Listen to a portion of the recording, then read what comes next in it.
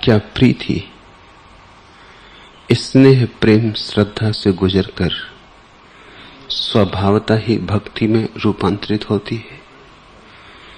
स्वभावता और अनिवार्यता। जैसे बीज बोया, सम्यक ऋतु हो, ठीक भूमि हो, जल मिले, सूर्य की किरण मिले, तो स्वभावता और अनिवार्यता अंकुरित होगा। बाधाएं हों तो कठिनाई होगी। भूमि ठीक ना हो, पथरीली हो, सूरज उपलब्ध ना हो, जल न मिले, तो बीज अंकुरित नहीं होगा। पूरी क्षमता थी, लेकिन मार्ग में चट्टानें पड़ गई। बीज अंकुरित हो तो स्वभावता और अनिवार्यता वृक्ष बनेगा, लेकिन बाधाएं हो सकती, दुर्घटनाएं हो सकती। कोई पशु आए और जर जाए, कोई बागुड़ ना लगाए, रक्षा ना करे, कोई बच्चा खेल खेल में तोड़ जाए, तो बागुड़ चाहिए होगी, थोड़े दिन रक्षा करनी होगी। जल्दी ही घड़ी आ जाएगी जब वृक्ष अपने ही बल पर खड़ा हो सकेगा, फिर कोई बागुड़ की जरूरत ना होगी, किसी माली की भी जरूरत ना होगी। और जब वृक्ष हो और सम्यक पोषण मिले, तो एक ना एक दिन फूल भी खिलेंगे और फल भी लगेंगे। यह सब सहज ही होता है। प्रीति की ऊर्जा बननी ही चाहिए भक्ति। प्रीति भक्ति बनने को ही पैदा हुई है। दूसरे शब्दों में कहें तो मनुष्य भगवान होने को पैदा हुआ है। मनुष्यता भगवत्ता में रूपांतरित होनी ही चाहिए। वह उसका अंतर्निहित स्वभाव है। ऐसा कौन आदमी है जो प्रभुता न पाना चाहता हो? भला गलत ढंग से पाना चाहता हो, धन पाके प्रभुता पाना चाहता हो, नहीं मिलती धन पाके, लेकिन आकांक्षा तो सच है। पद पाके प्रभुता पाना चाहता हो, नहीं मिलती पद पाके, दिशा गलत है, लेकिन प्रेरणा तो सच है। प्रत्येक व्यक्ति प्रभु होना चाहता है। प्रभु हुए बिना चैन नहीं। इसलिए जहां जहां तुम्हारी प्रभुता को चोट पड़ती, वहीं संताप होता है। जहां तुम्हें कोई दीनहीन कर देता है, वहीं पीड़ा होती, वहीं कांटा चुभता है। तुम परम प्रभुता चाहते हो, तुम परम स्वातंत्र चाहते हो, तुम अपने ऊपर कोई बाधा नहीं चाहते। यही तो धर्म की खोज है। तो इसे हम ऐसा कहें कि मनुष्य परमात्मा होना चाहता है, या हम ऐसा कहें कि प्रीति की ऊर्जा भक्ति होना चाहती, एक ही बात है। प्रीति जब भक्ति बनती है, तभी व्यक्ति समष्टि बनता है। लेकिन मार्ग में बाधाएं बहुत हैं। असली सवाल बाधाओं का है। स्नेह प्रेम और श्रद्धा से गुजर ही नहीं पाते तुम्हारा स्नेह भी दूषित होता है, इसलिए अटक जाता है। तुम्हारे स्नेह में शुद्धता नहीं होती कि उड़ जाए आकाश की तरफ। तुम्हारे स्नेह में पंख नहीं होते, पत्थर बंधे। तुम स्नेह भी करते हो तो बड़ी कंजूसी से करते, वही कंजूसी खा जाती, वही कृपणता खा जाती। जितना कृपण स्नेह होगा, उतनी ही संभावना कम है कि वो प्रेम बन सके। फिर प्रेम में भी तुम्हारे बड़ी ईर्ष्याएं हैं, बड़ी घृणाएं, तुम्हारा प्रेम भी पवित्र नहीं, तुम्हारे प्रेम में भी पावनता नहीं, तुम्हारे प्रेम की अग्नि में बहुत धुआं है, ज्योति शुद्ध नहीं। इसलिए वहां अटक जाते हो, फिर वहीं उलझ जाते हो, फिर प्रेम की उस तथाकथित भंवर में ही डोलते रहते हो, वहीं नष्ट हो जाते हो। श्रद्धा का जन्म नहीं हो पाता। स्नेह शुद्ध हो तो प्रेम बने, प्रेम शुद्ध हो तो श्रद्धा बने, और श्रद्धा शुद्ध हो तो भक्ति। शुद्धि के सूत्र को संभालना होगा।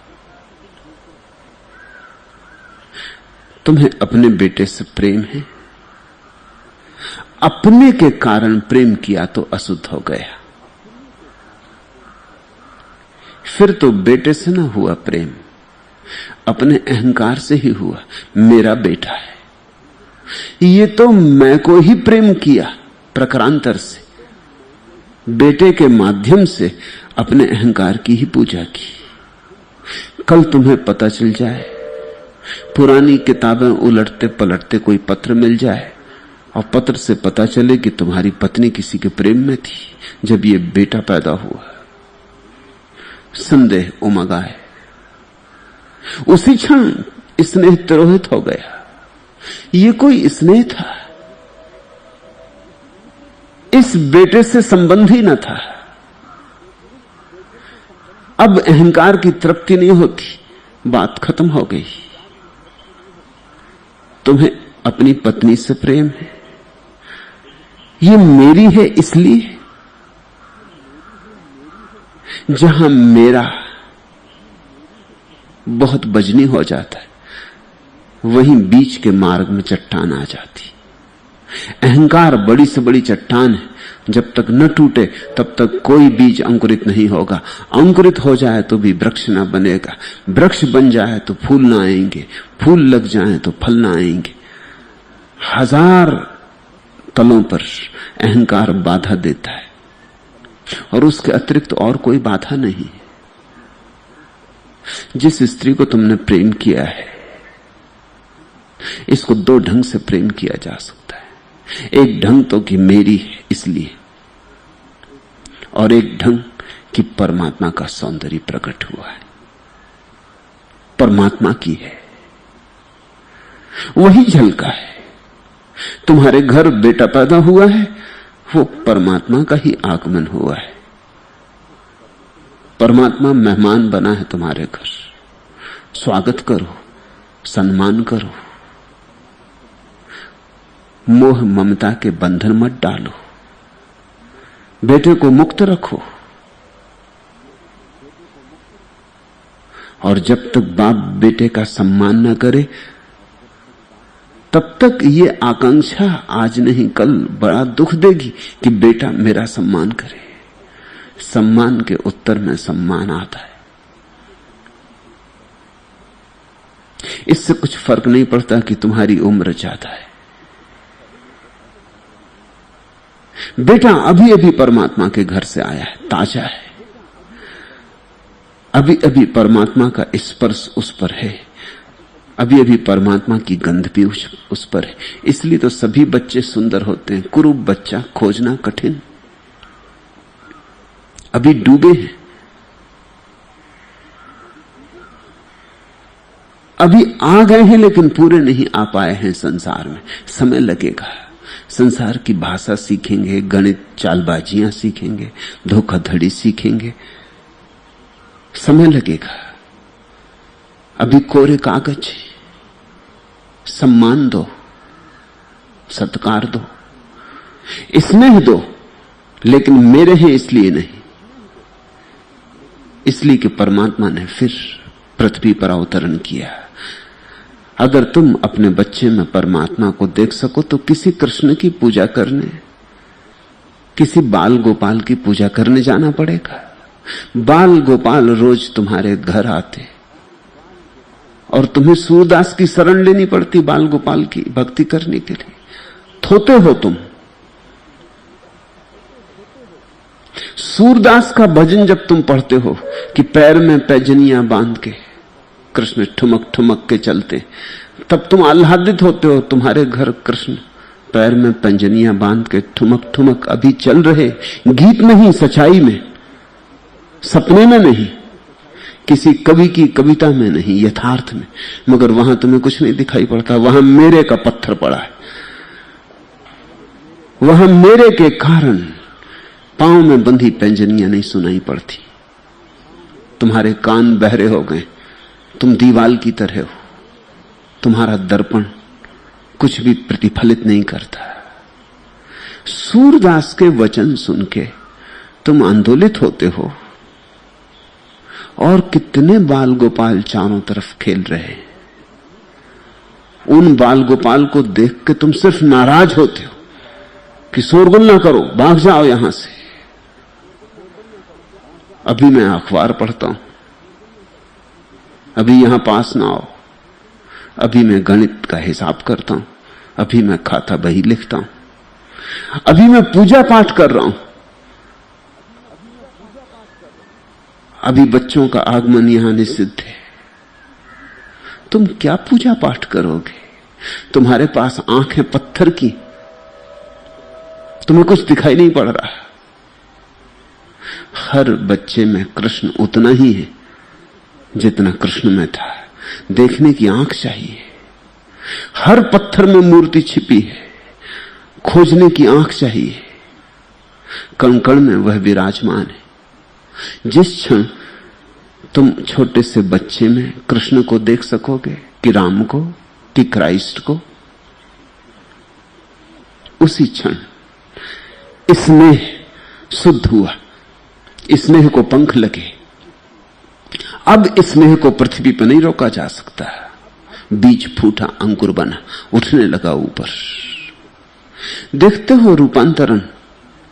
जब तक बीज बीज था तो ऊपर नहीं उठ सकता था, नीचे गिर सकता था, ऊपर नहीं उठ सकता था, ऊर्ध्वगमन नहीं था।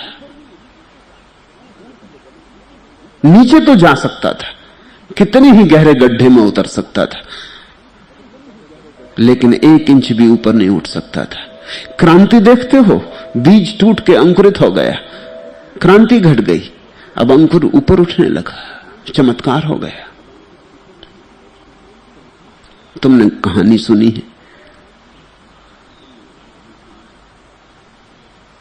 जिस व्यक्ति ने गुरुत्वाकर्षण का सिद्धांत खोजा, न्यूटन ने, वो एक बगीचे में बैठा है और एक सेव का फल वृक्ष पर पक गया और गिरा। उस वृक्ष से गिरते फल को देखकर उसके मन में जिज्ञासा उठी कि हर चीज नीचे की तरफ ही क्यों गिरती।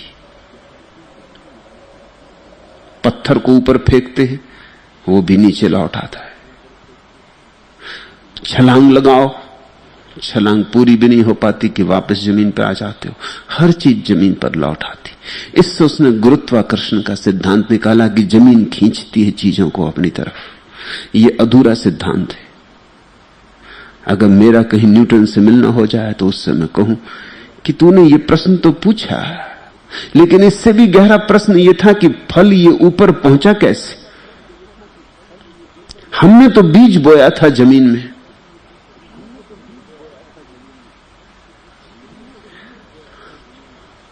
हमने तो गड्ढे में डाला था बीज, फल लगा आकाश में। ये फल चढ़ा कैसे?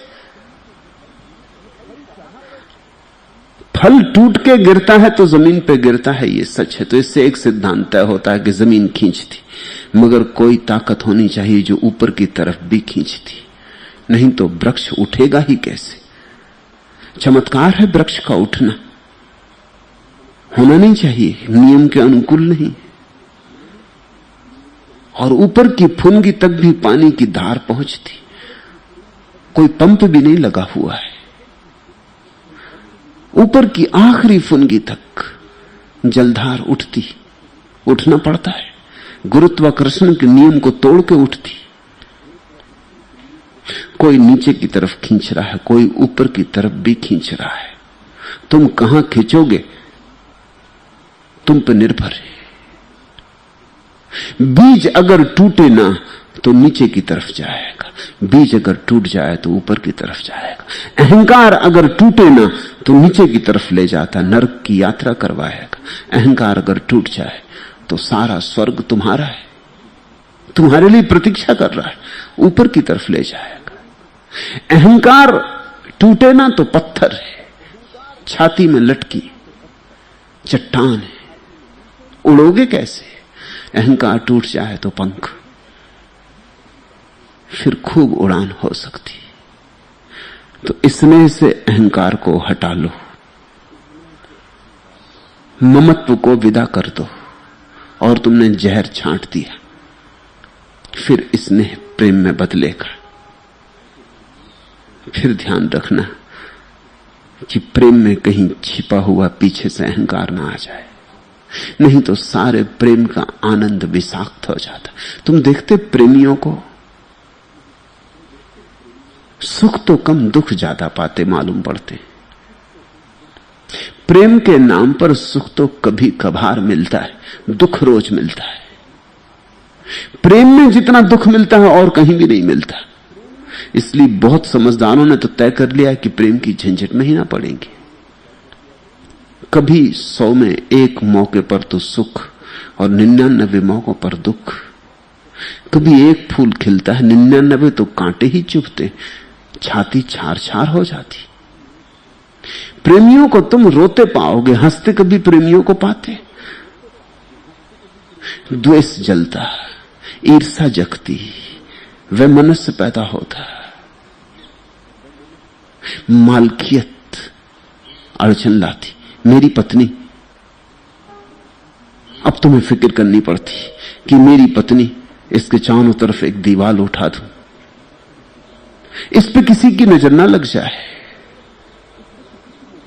इसके चारों तरफ ऐसी दीवार उठा दूं कि कोई इसे देख ना पाए, ये भी किसी और को ना देख पाए।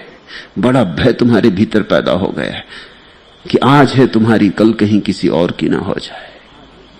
कौन किसका है यहां? सब अजनबी है, राह पर 2 घड़ी साथ हो लिए, नदी नाव संयोग है। कौन किसका हो सकता है? ये मालकियत का दावा, इसी दावे में अहंकार आ गया।